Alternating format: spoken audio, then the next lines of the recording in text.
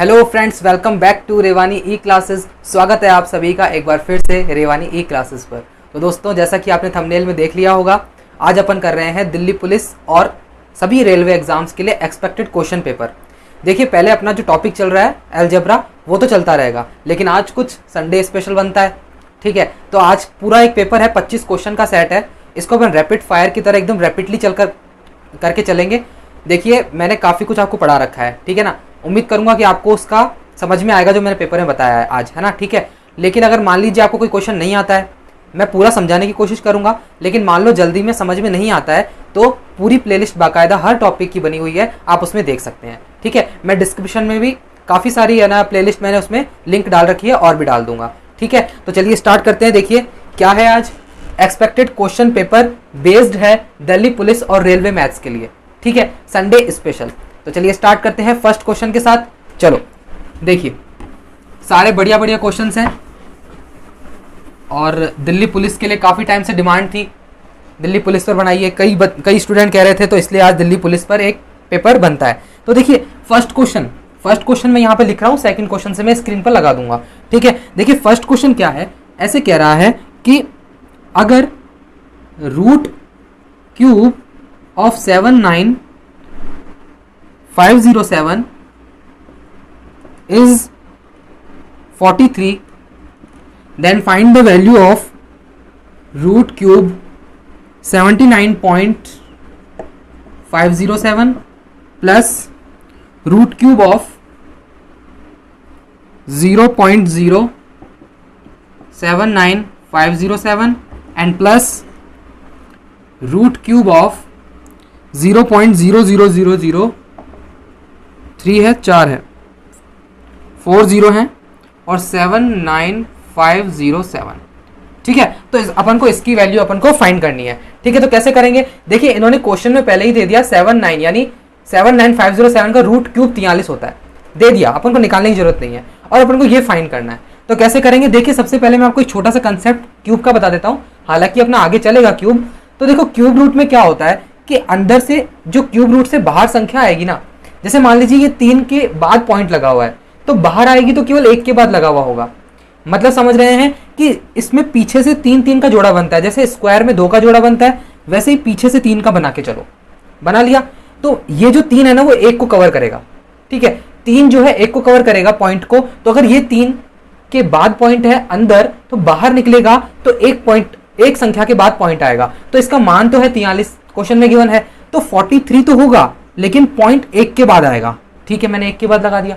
Okay, आगे देखो, इसका भी 43 तो है, पता है अपन को क्यूब रूट, लेकिन देखो पॉइंट कहाँ लगेगा। यहां से मैंने कहा आपको 3 का जोड़ा बनाइए, लास्ट से ये एक 3 का जोड़ा बन गया, एक 3 का जोड़ा यहां बन गया। पॉइंट कितनों के बाद है, 6 के बाद है, तो बाहर निकलेगा 3 के बाद आएगा। तो 1 2 और ये 3, सॉरी 3 नहीं, 3 के जोड़े कितने हैं, 2 जोड़े हैं, तो 2 आएगा, यानी पॉइंट 2 को छोड़ के आएगा।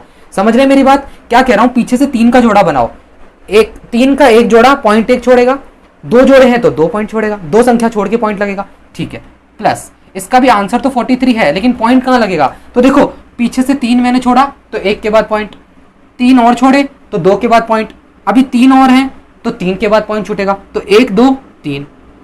ठीक है, समझ में आ रहा है, आएगा देखो समझ में। और जोड़ना कितना आसान होता है, आप सबको पता है, ये 4.3 है, पॉइंट के नीचे पॉइंट को जमाते चलो, ये 0 इधर है, पॉइंट अगर इसके नीचे है तो पॉइंट के नीचे पॉइंट जमाओ और संख्या ऐसे कैसे लिख दो। फिर इसके बाद 0.043। ठीक है, जोड़ लो, कितना आएगा, यहाँ पे कुछ नहीं है तो 3, 4 और 3 7, 4 और 3 7 और 4, यानी आंसर क्या आ गया अपना, इस पूरे का आंसर आ गया 4.773, इसका आंसर हो गया। क्लियर है, उम्मीद करूंगा समझ में आया होगा, कोई बड़ी बात नहीं थी, पहला क्वेश्चन ईजी था। चलो अब देखते हैं सेकंड क्वेश्चन। एक सेकंड, सेकंड क्वेश्चन को मैं स्क्रीन पे लगाऊंगा, देखिए अभी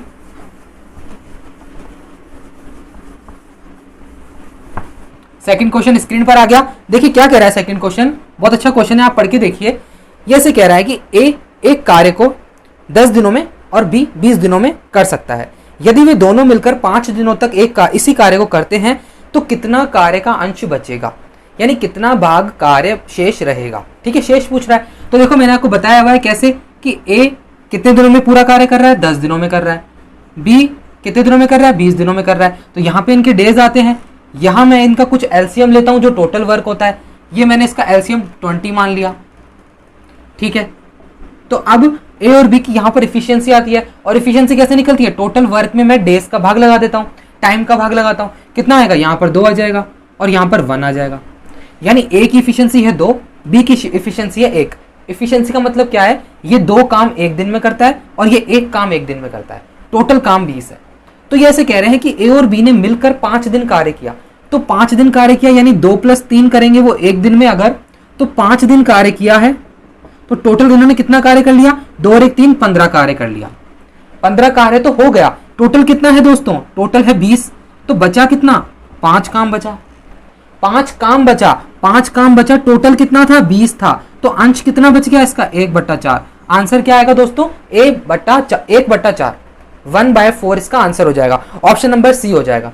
क्लियर है, बहुत इजी क्वेश्चन था, मुझे दोबारा समझाने की जरूरत तो पड़ेगी नहीं, बहुत आसान क्वेश्चन था। चलिए, टाइम एंड वर्क में मैंने इसको डिटेल में लिया था, लेकिन देखिए मैंने आपको दोबारा भी पूरा अपना एफर्ट लगाकर पूरा अच्छी तरह से समझाया है, ठीक है। चलिए, थर्ड क्वेश्चन देखिए, बिल्कुल रैपिडली चलेंगे अच्छी तरह से।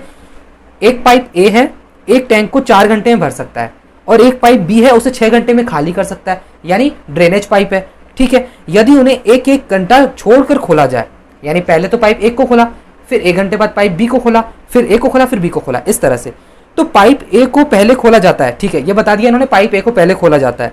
तो टैंक कितने घंटों में भरेगा, इसका तरीका मैंने आपको बताया हुआ है। कैसे होगा, देखिए, एक तो पाइप ए है, एक पाइप बी है, ये क्या कर रहा है, ये भर रहा है 4 घंटे में पूरे टैंक को, तो प्लस ये 6 घंटे में भरेगा, तो ये ड्रेनेज पाइप है, इसमें मैं माइनस लगा दूंगा, है ना, इससे खाली हो रहा है। इसकी वो जो टोटल कैपेसिटी होगी वो एलसीएम हो जाएगा। एलसीएम कितना मैंने मान लिया, 12, तो 12 यूनिट या 12 लीटर मैंने इसका कैपेसिटी मान ली, ठीक है। तो यहाँ पे इसकी क्या आती थी, इफिशियंसी मान लो या रेट मान लो, इसमें तो रेट होता है, तो रेट क्या हो जाएगी, 4 3 12 प्लस में, 6 2 12 माइनस में, बस यहाँ पर माइनस का ही तो खेल है। टाइम एंड वर्क और पाइप एंड सिस्टम में यही तो अंतर है। मस्त क्वेश्चन है, बहुत अच्छा क्वेश्चन है। तो देखो, ये ऐसे कह रहा है कि पहले मैंने ए को खोला तो ये 3 भर के चला गया, फिर मैंने बी को खोला तो इसने 1 कम कर दिया, यही हो रहा है ना, 6 घंटे में भर सकता है। Sorry sorry sorry, really sorry, देखिए ये भी भरने वाला ही पाइप है, ठीक है, मैंने थोड़ा क्वेश्चन गलत पढ़ लिया। पाइप ए भी 4 घंटे में भर रहा है और पाइप बी भी 6 घंटे में भर रहा है, खाली कोई नहीं कर रहा है, ठीक है, खाली नहीं कर रहा है। तो इफिशियंसी होगी इसकी 3 और इसकी +2, वही प्लस में रहेगी। तो मेरे कहने का मतलब है, पहले ए को खोला, इसने 3 भर दिया, फिर 1 घंटे बाद बी को खोला तो उसने 2 भर दिया। कुल मिलाकर मैं ऐसे देख पा रहा हूं कि 5 यूनिट भर गया है, कितने घंटों में, 2 घंटों में, 2 आवर्स में।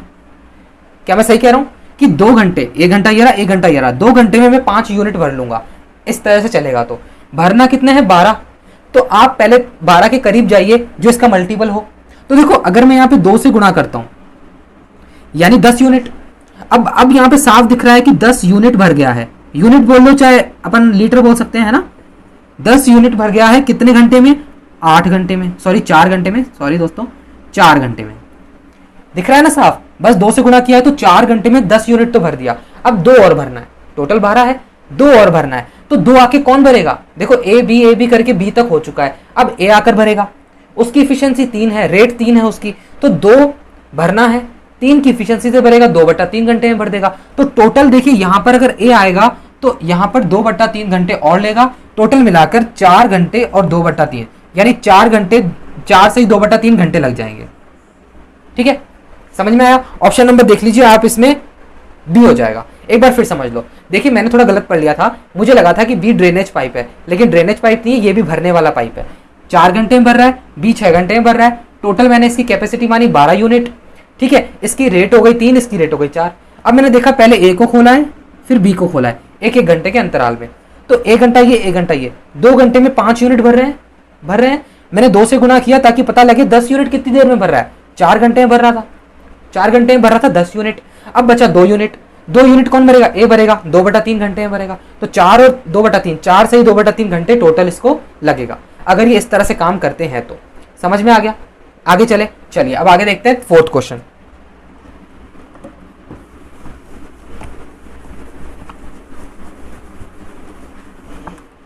देखिए 4th क्वेश्चन आपकी स्क्रीन पर आ गया।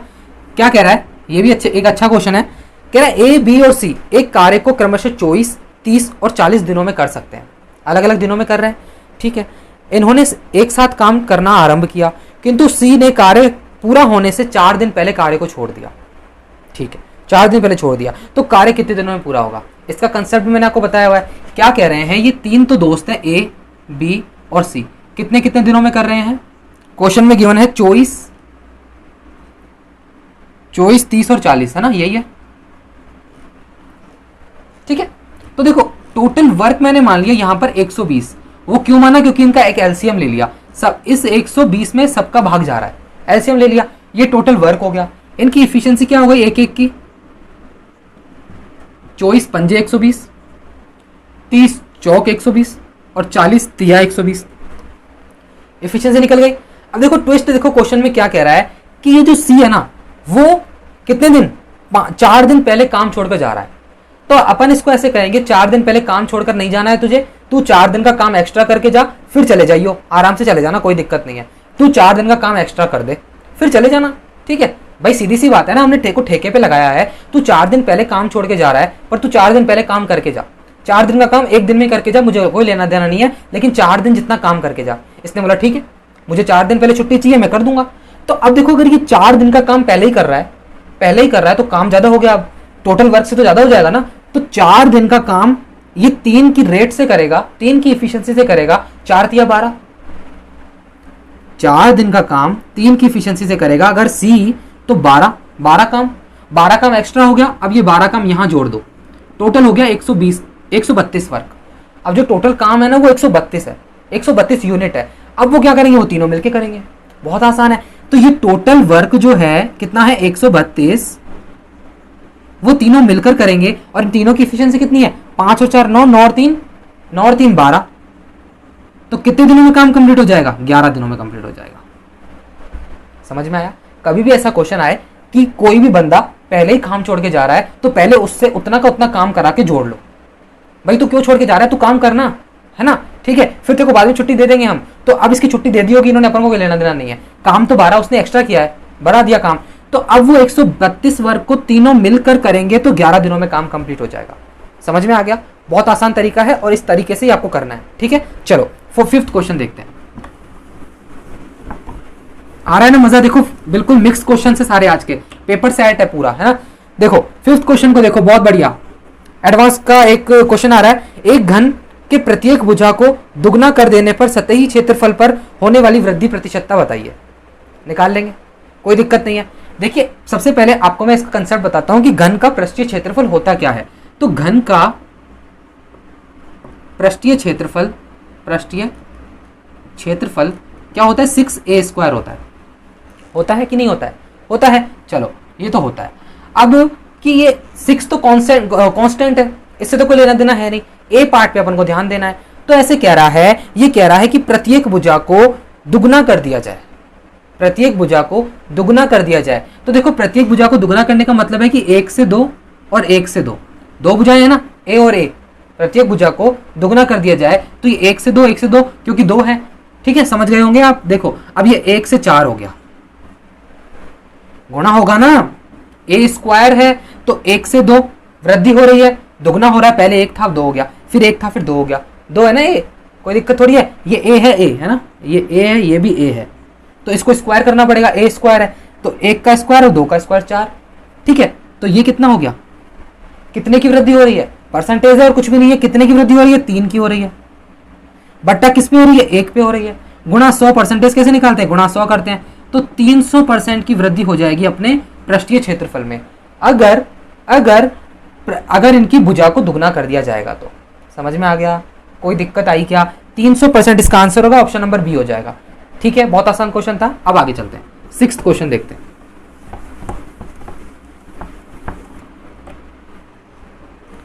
6th क्वेश्चन क्या कह रहा है कि एक पुस्तक है, उसकी सूची में दी गई कीमत, सूची में दी गई कीमत का मतलब समझते हैं MRP, मार्केट प्राइस या मार्क्ड प्राइस, है ना, 100 रुपए है, ठीक है। एक विक्रेता ऐसी 3 पुस्तकों को किसी विशेष दर पर छूट देकर यानी डिस्काउंट देकर 274.50 रुपीज में बेचता है तो छूट की दर बताइए, यानी छूट कितना परसेंट है वो बताना है। तो देखो इसका सीधा सा कंसेप्ट बताऊं आपको।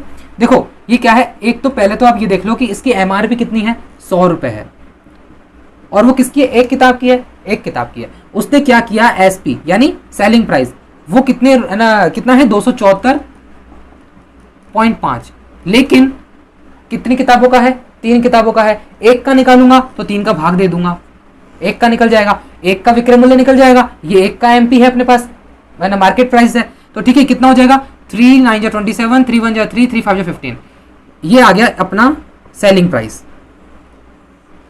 ये आ गया मार्केट प्राइस। तो डिस्काउंट हमेशा मार्केट प्राइस पर दिया जाता है, जो एमआरपी छपी हुई होती है किसी भी प्रोडक्ट के, है ना, उस पर, पैकेट पर।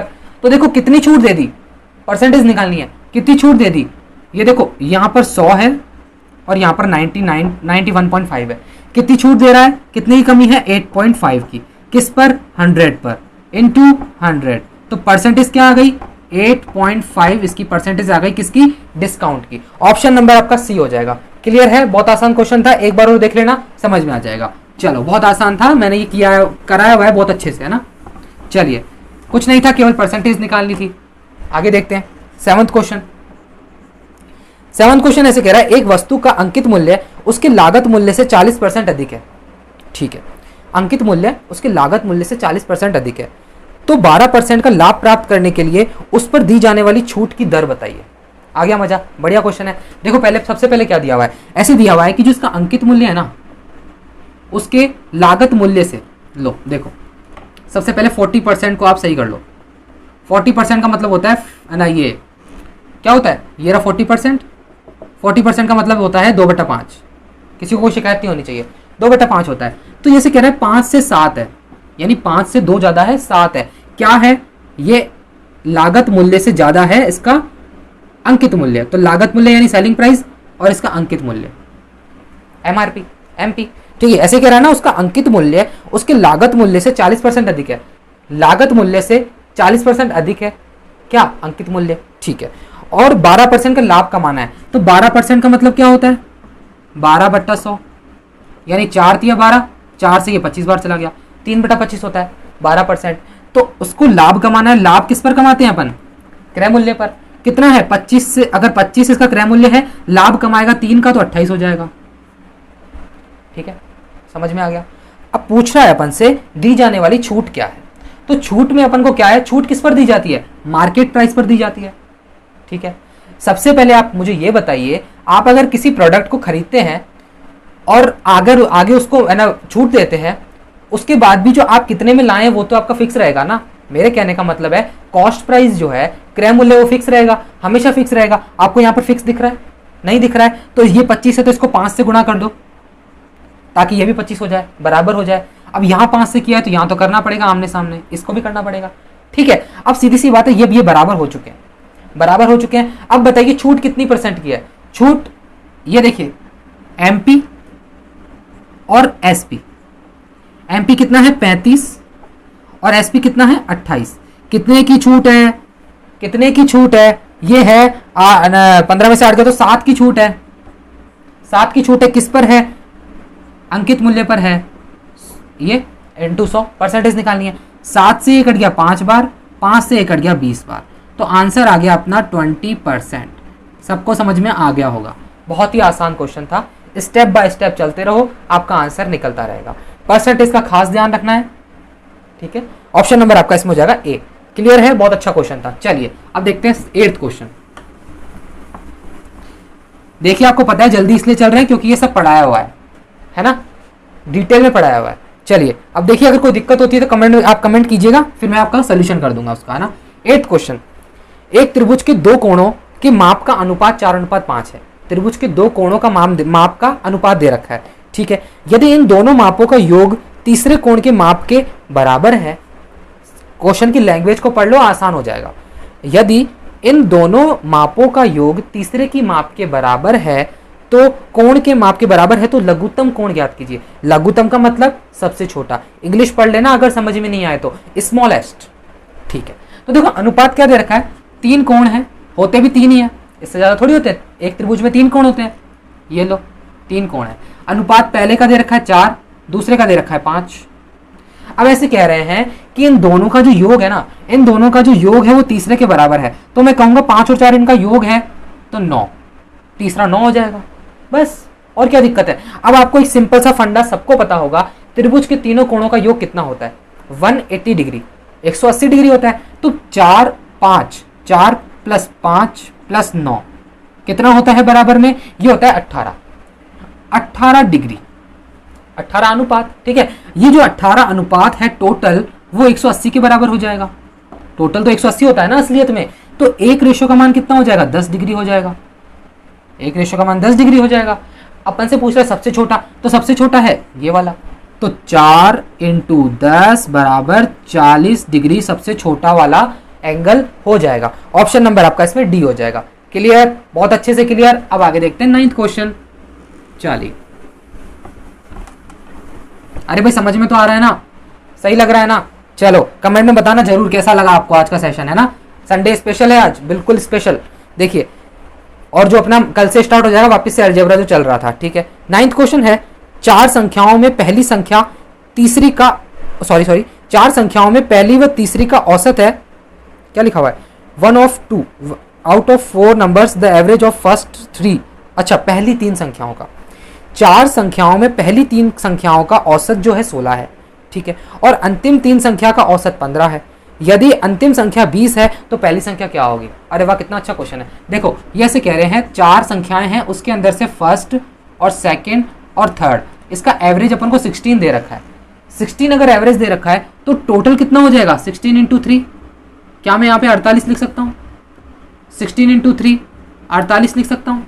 हाँ सर, लिख सकते हैं। क्यों, क्योंकि इसमें जो 3 का भाग लगेगा, राशियों का योग बटा राशियों की संख्या, उधर टोटल हो जाएगा। राशियों का योग यही तो होता है, एवरेज है। ठीक है, कुछ नहीं है, एवरेज है। और ऐसे कह रहे हैं लास्ट की 3 का, लास्ट की 3 का मतलब समझते हो आप, सेकंड, थर्ड + 4th, उसका एवरेज कितना है, 15 है। तो उसको मैं 45 लिख सकता हूँ, इनके सम को, सम योग कितना हो जाएगा, 45 हो जाएगा। 15 या 45। ठीक है, क्लियर है। ये से कह रहा है कि अंतिम वाली जो संख्या है ना, यानी ये क्या है, 20 है। क्या है, 20 है।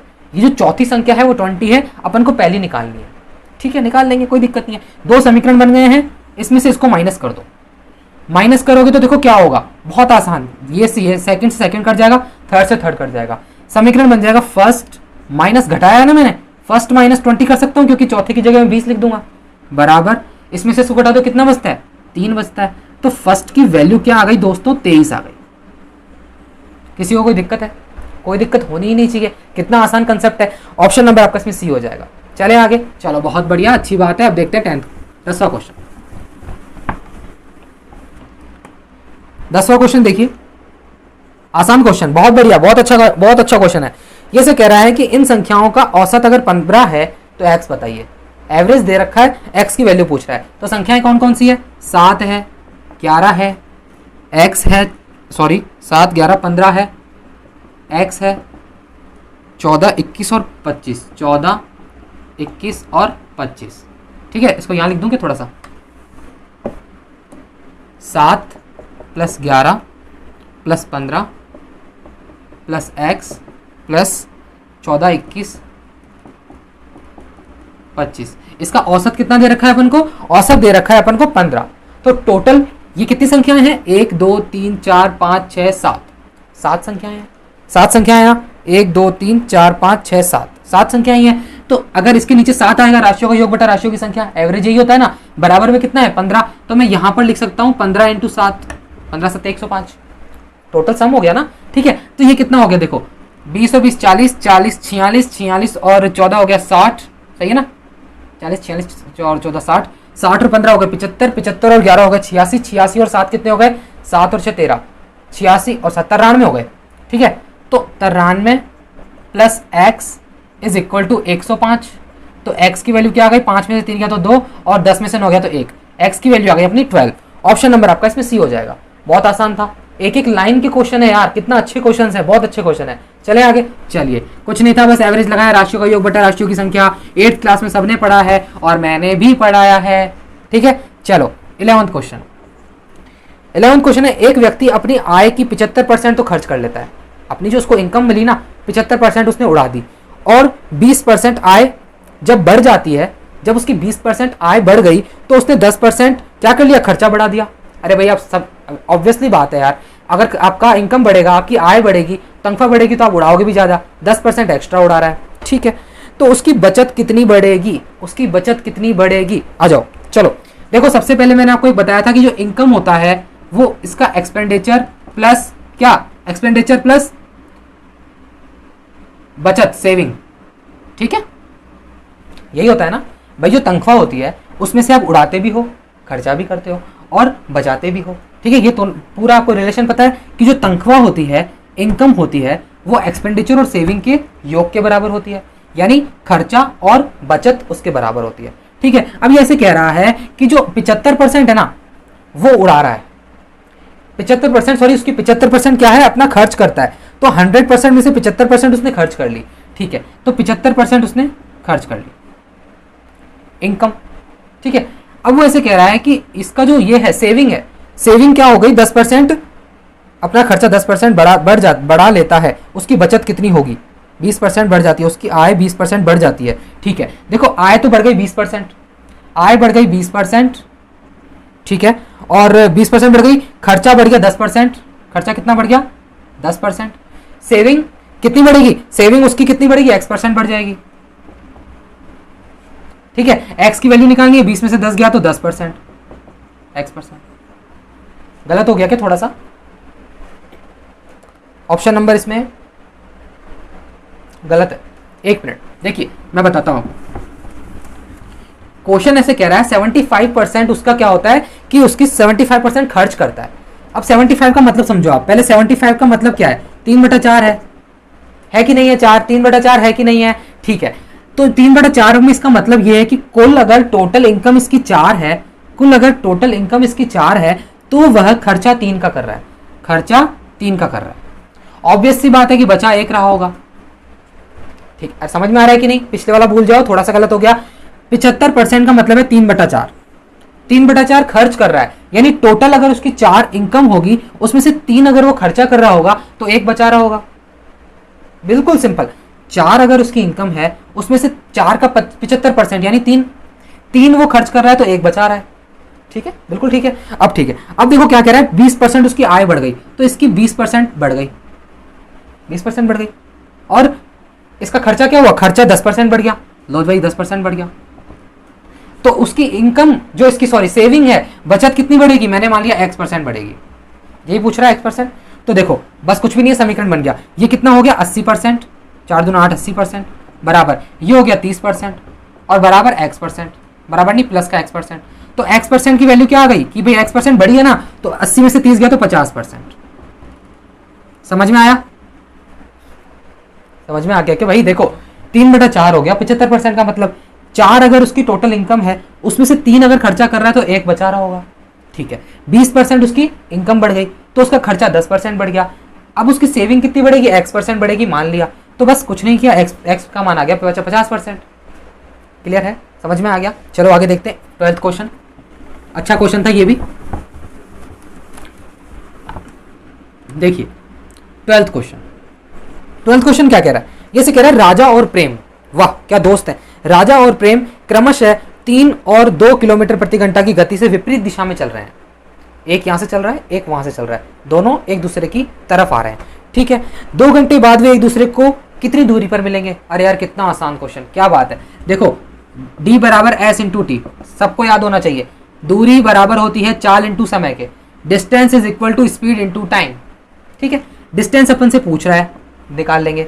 टाइम 2 घंटे दे रखा है तो 2 घंटे हो गया। स्पीड क्या लेंगे, रिलेटिव स्पीड, एक इधर से आ रहा है, एक यहां से आ रहा है, एक वहां से आ रहा है, एक इधर से एक इधर से, एक इधर से एक इधर से, दोनों जब विपरीत दिशा में होते हैं तो चाल जुड़ जाती है। ये क्या होता है, रिलेटिव स्पीड का कंसेप्ट होता है।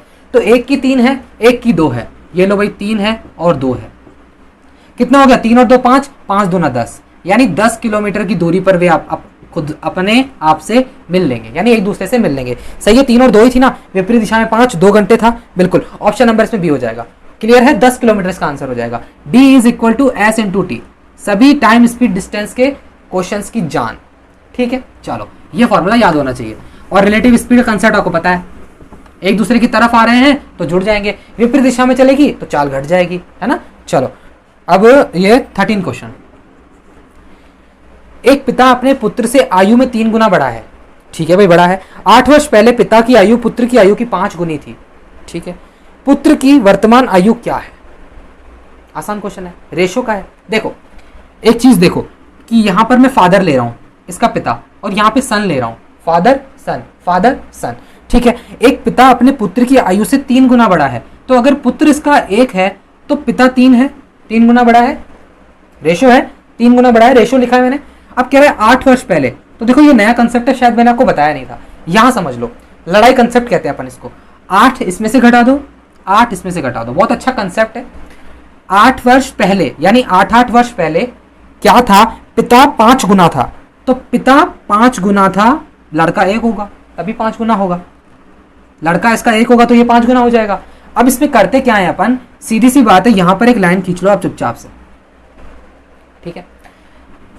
इसको इससे गुणा करो, सबसे पहले रेशो को रेशो से गुणा करो, इस रेशो को इस रेशो से, क्या हो जाएगा, 3 एकम 3, 5 एकम 5, चिन्ह समान है तो घटा दो, 5 एकम 5, 3 एकम 3, यानी 5 में से 3 गया तो 2,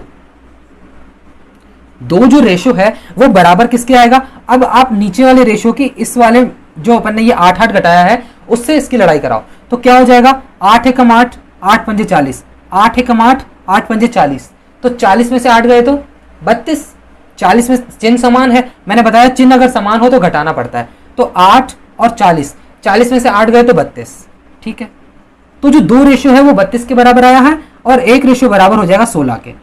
1 रेशो अगर 16 के बराबर है, पूछ रहा है कि पुत्र की वर्तमान आयु, वर्तमान आयु क्या है, यही तो वर्तमान आयु है, वर्तमान ये पिता की है ये पुत्र की है, तो पुत्र की 1 रेशो है, तो सन की इसकी एज क्या हो जाएगी, 16 ईयर्स। समझ में आ गया क्या है, बहुत अच्छा कंसेप्ट है। पहले रेशो की रेशो से लड़ाई कराई, 2 आ गया, चिन्ह समान है घट गया, फिर रेशो की इस बीच वाले से लड़ाई कराई, चिन्ह समान है घट गया, चिन्ह समान है घट गया, तो 2 रेशो बराबर 32, 1 रेशो बराबर 16, और इसकी बच्चे की आयु क्या हो गई, 16 साल हो गई। ऑप्शन नंबर इसमें आपका सी हो जाएगा। क्लियर है, आगे चले, चलिए 14 क्वेश्चन देखिए फटाफट से, जल्दी चलेंगे अपन, बहुत बढ़िया। देखिए 14 क्वेश्चन, आइए देखिए क्या कह रहा है, आ गया भैया, बोट एंड स्ट्रीम, नाव और धारा आ गई। एक नौका स्थिर जल में 13 किलोमीटर प्रति घंटा की गति से चल रही है, नाव की चाल दे दी, ठीक है। यदि समान दिशा में धारा की गति 4 किलोमीटर प्रति घंटा है, धारा की गति भी दे दी, ठीक है। नौका यानी नाव, उसको 63 किलोमीटर धारा के प्रतिकूल यात्रा करने में कितना समय लगेगा। आसान क्वेश्चन है, निकाल लेंगे। देखिए सबसे पहले इन्होंने क्या क्या दिया हुआ है, v दिया हुआ है, यानी कि बोट की चाल, बोट की चाल कितनी रखी है, 13 किलोमीटर प्रति घंटा, ठीक है। u यानी स्पीड ऑफ स्ट्रीम, या कहूं मैं जल की स्पीड, धारा की चाल, वो कितनी देर रखी है, 4 किलोमीटर प्रति घंटा, ठीक है। फॉर्मूला आपको पता है, d is equal to speed into time होता है। अपन से क्या पूछ रहा है, टाइम पूछ रहा है, तो टाइम क्या हो जाएगा, यहां से d अपॉन s हो जाएगा कि नहीं हो जाएगा। कितनी है, d है अपनी 63, डिस्टेंस कितनी है 63 किलोमीटर, अपॉन स्पीड। अब स्पीड का देखिए आप क्या आएगा, प्रतिकूल चल रहा है, यानी नाव इस तरफ चल रही है तो धारा इसकी विपरीत चल रही है, और जब विपरीत चलेगी तो घट जाएगी। ये क्या है, ये कंसेप्ट है इस बोट एंड स्ट्रीम का, यानी अप स्ट्रीम चल रही है, अप स्ट्रीम का मतलब धारा के प्रतिकूल चल रही है, और प्रतिकूल चलेगी तो ये दोनों अपने आप को माइनस हो जाएगी। अरे भाई माइनस ही होगी ना, विरोध होगा, नाव तो इधर चलेगी और ये धारा इधर चलेगी, नाव को ज्यादा जोर लगाना पड़ेगा तो घट जाएगी इनकी स्पीड, ठीक है। सब समझाया हुआ है, 13 में से 4 घटाना पड़ेगा बस, ये लो कितना हो गया, टाइम निकल के आ गया ये 63 अपॉन 9, यानी कि 7 घंटे लगेंगे भैया। कितने लगेंगे, 7 घंटे लगेंगे इसको पहुंचने में, 63 किलोमीटर दूरी तय करने में। ऑप्शन नंबर आप एक हो जाएगा, ऑप्शन नंबर ए हो जाएगा। क्लियर है, चलिए बहुत बढ़िया। 15th क्वेश्चन देखिए, 15th क्वेश्चन क्या है, ये से कह रहा है कि साधारण ब्याज पर उधार दी गई एक राशि, साधारण ब्याज पर उधार दी गई एक राशि 2 वर्षों के बाद 720 रुपए और 5 वर्षों के बाद 1020 रुपए हो जाती है, तो मूलधन ज्ञात कीजिए। काफी आसान क्वेश्चन है।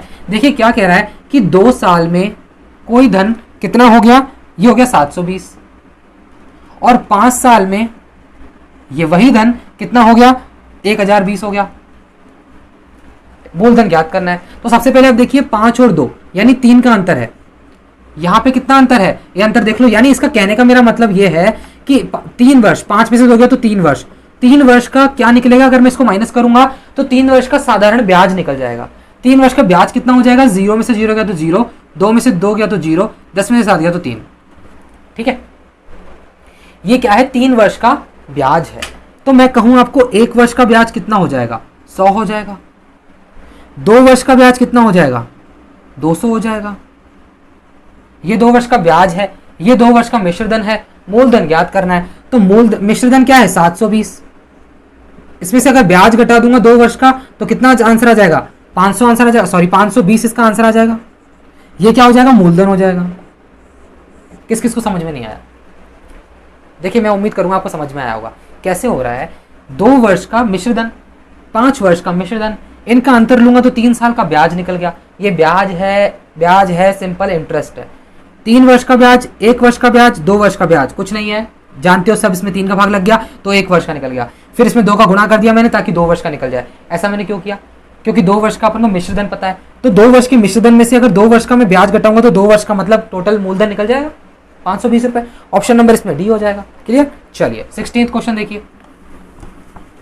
देखिए मजा आ रहा है ना, अगर तो प्लीज इसे लाइक करके अपने दोस्तों तक शेयर कर देना कि दिल्ली पुलिस के लिए बहुत बढ़िया एक्सपेक्टेड क्वेश्चन पेपर है, रेलवे के लिए भी है। शेयर करना, ज्यादा से ज्यादा से शेयर करो, ठीक है, ज्यादा से ज्यादा बच्चों तक जाना चाहिए। 16 क्वेश्चन देखिए, बहुत अच्छे अच्छे क्वेश्चन है, एक्सपेक्टेड क्वेश्चन है, ठीक है, आ सकते हैं एग्जाम में और बहुत अच्छी उम्मीद है कि आएंगे क्वेश्चन, है ना। देखिए वह संख्या जो स्वयं के 2/5 से 75 अधिक है। क्वेश्चन समझिए, वह संख्या ज्ञात करनी है जो स्वयं के 2/5 से 75 अधिक है। तो मैंने मान लिया कि वो संख्या x है, वो संख्या x है, स्वयं के 2/5, ये रहा स्वयं का 2/5 हो गया, x का 2/5, उससे 75 अधिक है, तो ये इससे 75 अधिक हो गई। समझ गए, ठीक है। तो क्या हो जाएगा, इसको इसमें से घटा दो, x minus 2x minus 5, 2x/5 बराबर 75। कितना हो जाएगा, 5 में से 2 गया तो 3x बटा 5 बराबर 75। तो 3 से कितनी बार कट गया, 25 बार। तो x की वैल्यू क्या आ गई, 125। तो वो संख्या क्या निकल के आ गई दोस्तों, 125। ऑप्शन नंबर आपका ए हो जाएगा। बहुत आसान क्वेश्चन था। चलिए अब देखते हैं 17th क्वेश्चन। 25 क्वेश्चन है आज के, है ना, पूरा पेपर सेट है। देखिए 27th क्वेश्चन देखना है ना, सॉरी 17th क्वेश्चन। यदि दो संख्याओं का योग 50 है और इनमें से एक दूसरे से 2/5 गुनी है। अच्छा क्वेश्चन है, दो संख्याओं का योग 50 है, इसमें से एक दूसरी संख्या से 2/5 गुनी है, तो वे संख्याएं क्या है, दोनों संख्याएं बतानी है। क्वेश्चन आपकी स्क्रीन पर है, आप भी देख सकते हैं। तो देखिए क्या कह रहा है कि दो संख्याएं मैंने माना x और y, क्या है, दोनों का योग है 50 है, ठीक है। तो उसमें से एक मैंने माना x, दूसरी से 2/5 गुनी है, यानी y से 2/5 गुनी है। अब आप सीधा सीधा देख रहे हैं कि मैं x की जगह 2/5 y लिख सकता हूं, 2/5 y किसकी जगह रखा है, x की जगह, plus y is equal to 50। कितना हो जाएगा, 5 और 2 7y बटा 5 इज इक्वल टू 50। तो y की वैल्यू क्या आ गई, 5 5 25, यानी 250/7। तो देखो 100 संख्या निकल के आ गई 250/7। अब एक और पूछ रहा है यानी x, तो x अपन क्या निकालेंगे, x यानी y की जो वैल्यू है वो इसमें रख देंगे। तो 2 गुणा 250/7, और ये 5 भी है नीचे, है कि नहीं, ये 5 2/5 है ना, ठीक है। तो ये 5 से कितनी बार कट गया, 5 से 5 50 बार कट गया, ठीक है। ये हो जाएगा 100/7। तो दोस्तों आपको साफ साफ दिख रहा होगा, एक संख्या हो जाएगी 250/7, एक संख्या हो जाएगी 100/7। ऑप्शन नंबर आपका इसमें हो जाएगा बी। क्लियर, एक 250/7 और एक 100/7, कुछ नहीं था, दोनों का योग था 50, ठीक है। ये एक संख्या दूसरी से थी 2/5 गुनी, उसमें अपन ने वैल्यू पुट कर ली एक दूसरे की, आंसर आ गया। चलिए अब देखते हैं 18 क्वेश्चन। देखिए 18वां क्वेश्चन देखो आपकी स्क्रीन पर, क्या कह रहा है, यदि दो संपूरक कोणों में 44 डिग्री का अंतर है, दो संपूरक कोणों में 44 डिग्री का अंतर है, तो उनमें से प्रत्येक कोण क्या होगा, सॉरी उसमें से एक कोण कौन सा हो, कितना होगा, इस ऑप्शन में बताना है। तो देखो संपूरक कोण क्या होता है, मैं आपको संपूरक कोण के बारे में बताता हूं। संपूरक कोण का मतलब होता है, मान लो ये दो कोण है, संपूरक तब होंगे जब इन दोनों का योग 180 डिग्री होगा। यानी कि दो कोण अगर 180 डिग्री टोटल है मिलाकर, तो वो संपूरक कोण है, संपूरक, ठीक है, 180 डिग्री पूरा कोण, ठीक है।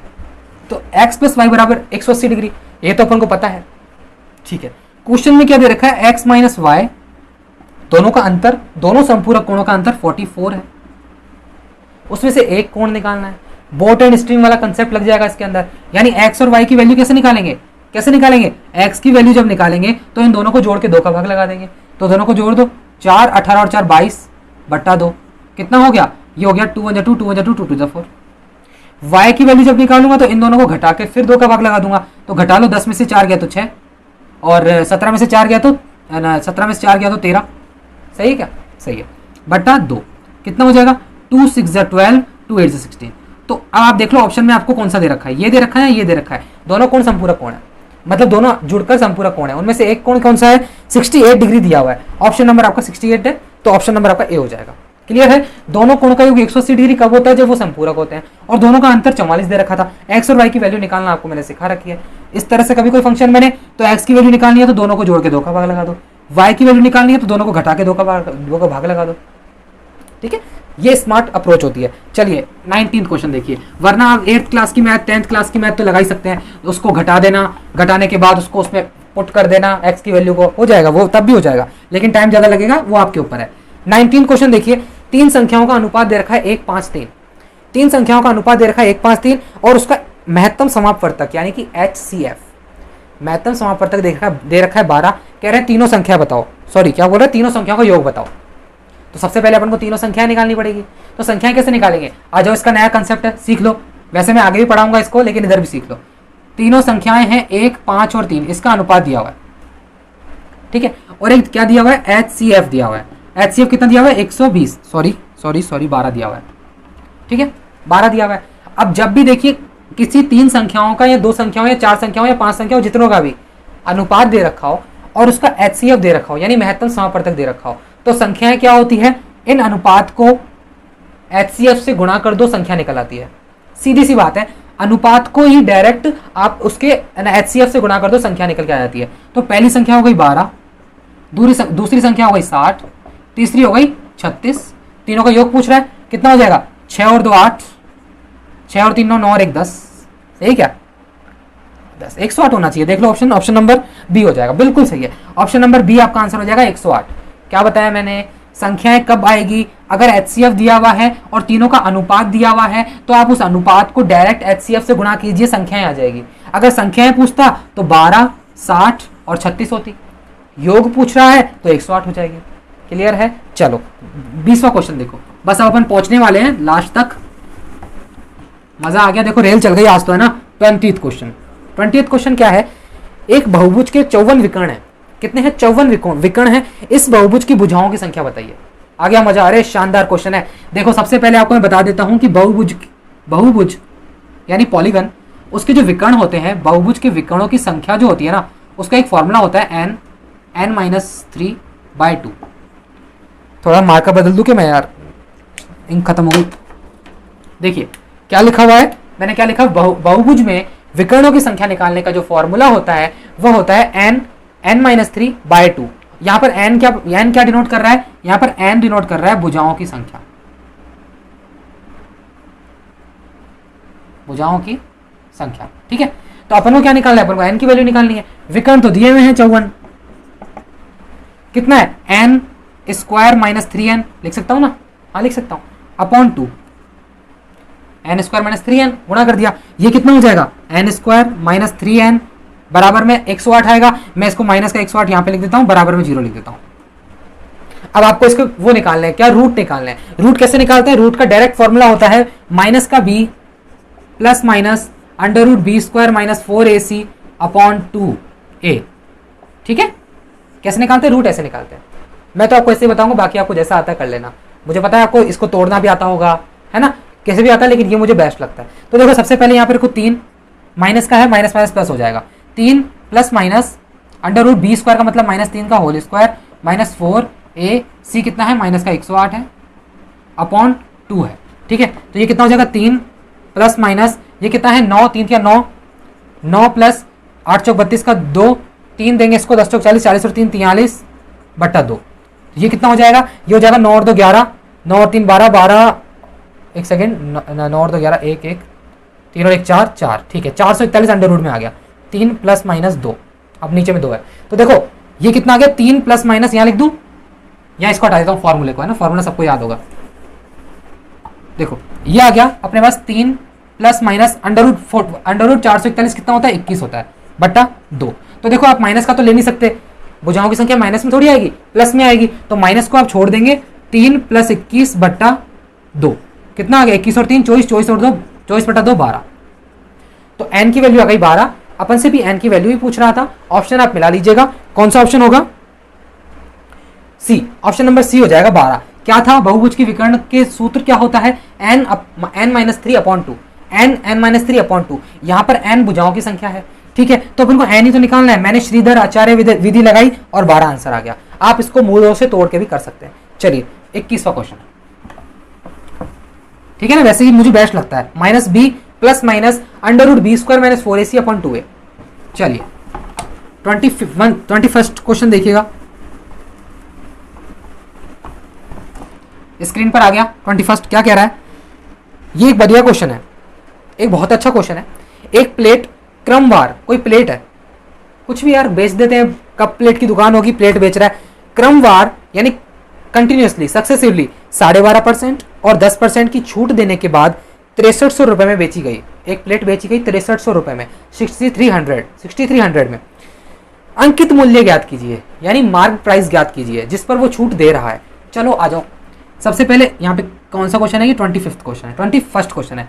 MP अपॉन SP, MP और SP, क्योंकि छूट हमेशा किस पे दी जाती है? मार्क प्राइस पे दी जाती है और बेची जाती है फिर, है ना, ठीक है। तो सबसे पहले 12.5% का सबको पता होना चाहिए भाई। देखो इसमें 2 राय नहीं है, 1/8 होता है।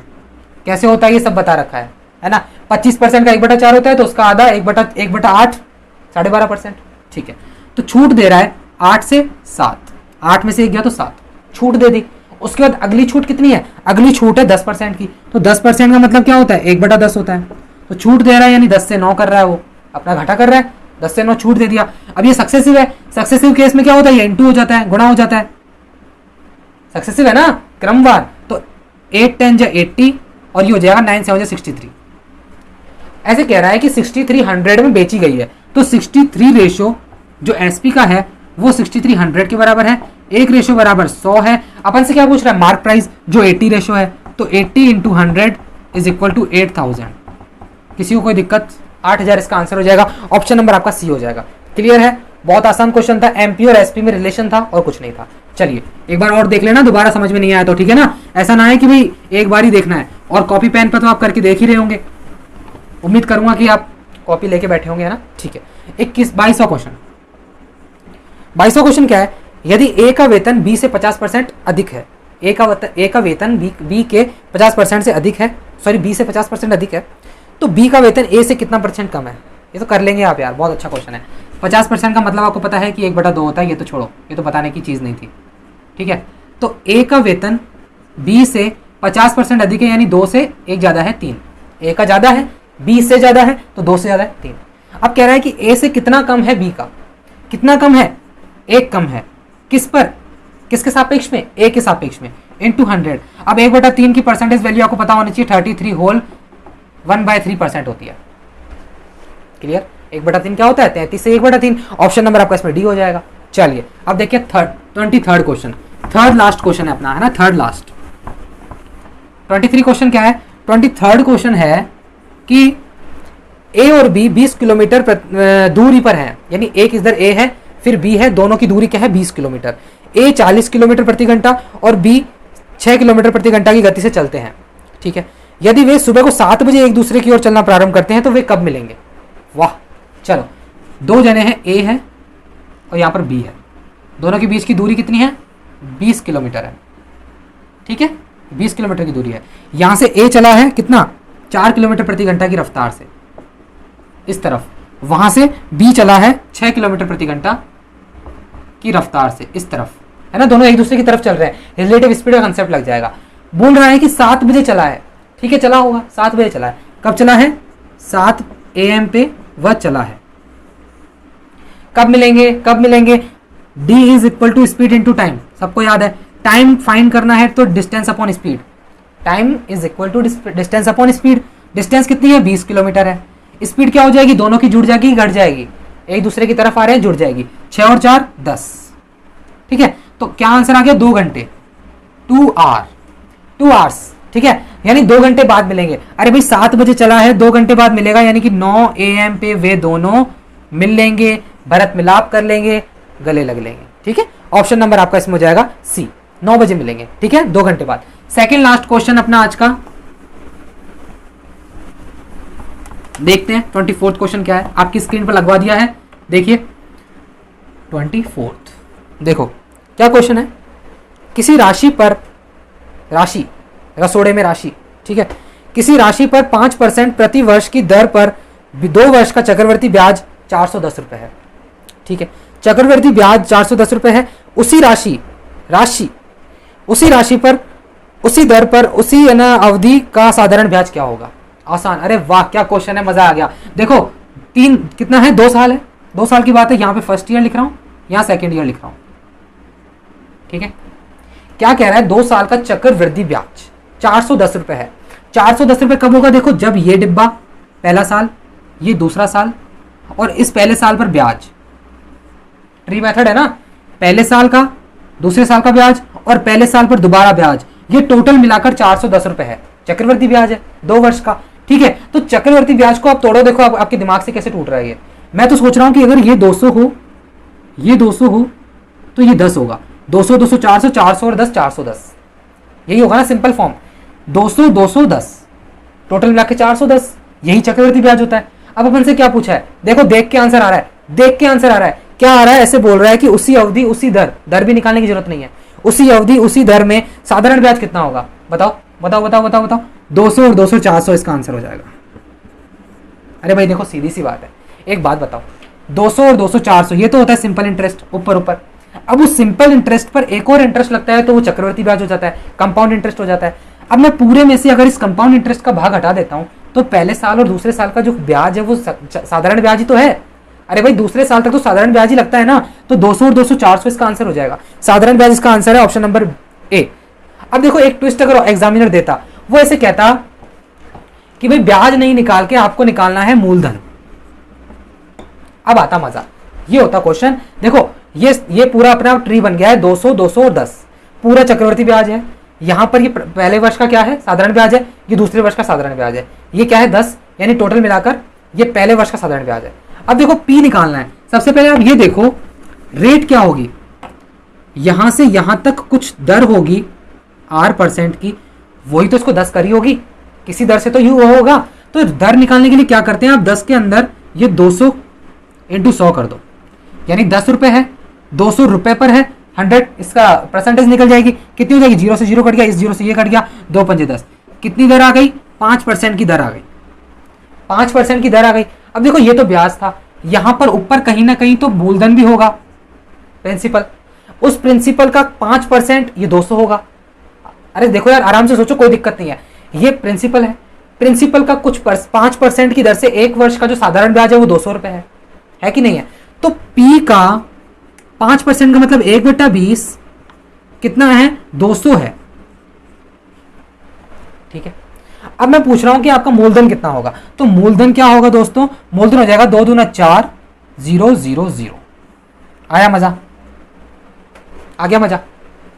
4000 रुपए इसका मूलधन है, अपन से साधारण ब्याज पूछा था तो 200 और 200 400 हो जाएगा 2 वर्ष का, ठीक है, और 1 वर्ष का पूछे तो 200, 2 वर्ष का मिलाकर 400 और 2 वर्ष का चक्रवर्ती ब्याज 410।